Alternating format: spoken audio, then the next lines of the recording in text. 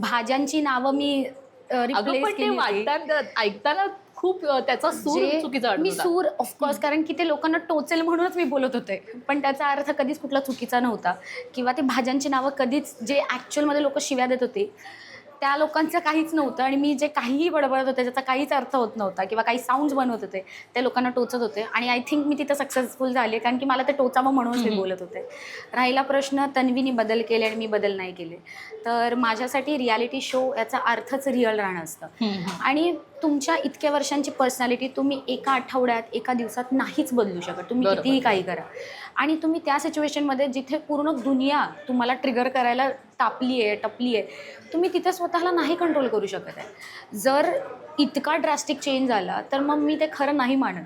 कारण की एका माणसामध्ये अचानक पर्सनॅलिटीमध्ये एवढा शिफ्ट होऊच शकत नाही. मी सायकोलॉजी शिकते सो मला माहिती आहे की पर्सनॅलिटी डेव्हलपमेंट असतात. त्या डेव्हलपमेंटचे लोकं कोर्स करून करून थकतात.